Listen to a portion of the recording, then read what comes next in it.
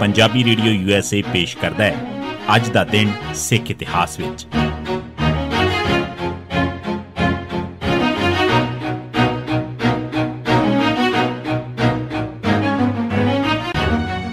सिख इतिहास दीआं घटनावां 17 जुलाई दा दिन।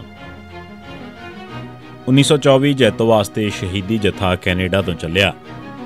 21 फरवरी 1924 के दिन पहले शहीदी जत्थे उत्ते गोली चलाए जाने के बावजूद सिखां दे हौसले ना सिर्फ बादस्तूर कायम रहे सगों सिखां च रोह ते जोश च वाधा होया। सिख नौजवान ते बच्चे अक्सर ये गाउंदे सुने जाते सन, नाभे जरूर जावांगा भावें सिर कट जावे मेरा। जदों श्रोमणी कमेटी ने जैतो वास्ते दूजा शहीदी जत्था भेजण दा ऐलान किया तां सैकड़े सिख जत्थे च जाण लई तैयार हो गए।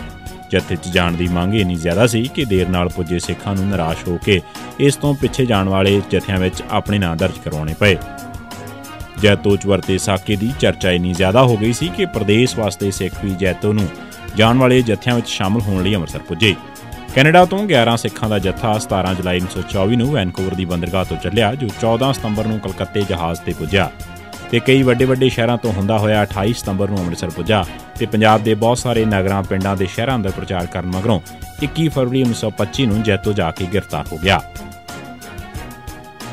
1926 तेजा सिंह समुंदरी दी मौत।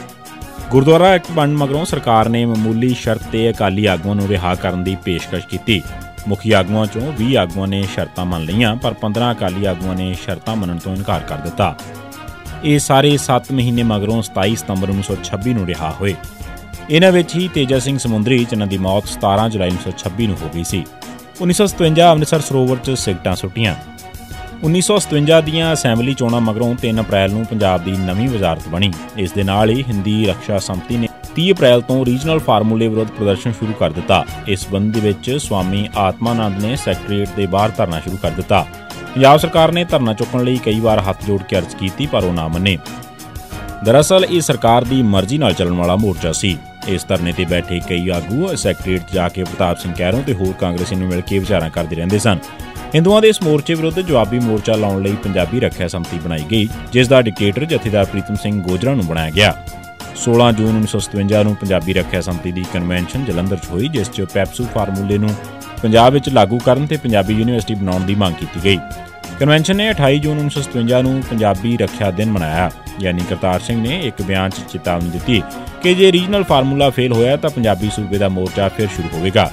लाल चंद सभरवाल ने धमकी दी कि जे पंजाबी लागू करन च जबरदस्ती कीती तां शहरां दे गलियां बाज़ारां च लड़ाई होवेगी। सारे आरिया समाजी नेता पंजाबी दे खिलाफ बयान दे रहे सन। हुकम सिंह ने एक बयान च महाशा मोर्चे नूं पंजाबी नूं खत्म करन दा मोर्चा दस्सिया। दूजे पासे स्वामी आत्मानंद ने कहा कि रीजनल फार्मूले का मतलब है पंजाब नूं सिखस्तान बनाउणा, पंजाबी सूबे का मतलब है खालिस्तान। जून के अखीर च हिंदू एजीटेशन के 2 आगुआं च फुट पै गई। आनंद स्वामी ने रोस विखावा बंद करने की अपील की, पर इस ते उसनूं कमेटी चों कढ दिता गया। इस तरह कुछ होर आगू भी प्रदर्शन मुलतवी करन जां खत्म करने लई जोर दे रहे सन। यह हिंदी रोस विखावा दरअसल सिख विरोधी रोस विखावा सी। 17 जुलाई 1957 के दिन महाशा ने दरबार साहिब अमृतसर के पवित्र सरोवर च सिगटां सुट्टियां। इस दे खिलाफ अगले दिन पटियाले च मुकम्मल हड़ताल हुई ते 5000 सिखां ने एक रोस जलूस कढ़िया। इस दे नाल ही सिखां ने खिंच के बयान देने शुरू कर दिते कि जे पंजाबी नहीं पढ़ी जाएगी तो हिंदी भी लिंक बोली नहीं मनी जाएगी। 1984 जथेदार तलविंदर सिंह जर्मन जेल चों रिहा। निरंकारी कांड 13 अप्रैल 1978 तो मगरों ते खास करके गुरबचन निरंकारी अते उसके 60 साथियों के कतल केस चों मुकदमे चों बरी होण मगरों वैनकूवर कैनेडा के पंजाब च ਵੱਖ-ਵੱਖ हिस्सों के जुझारू सिख इकट्ठे होए ते उन्होंने इस बेइंसाफी विरुद्ध हथियारबंद जदोजहद चलाउण दा फैसला किया। मगरों बबर खालसा जथेबंदी के रूप च होंद च आए। बबर खालसा के मोढी जथेदार तलविंदर सिंह कैनेडा सन।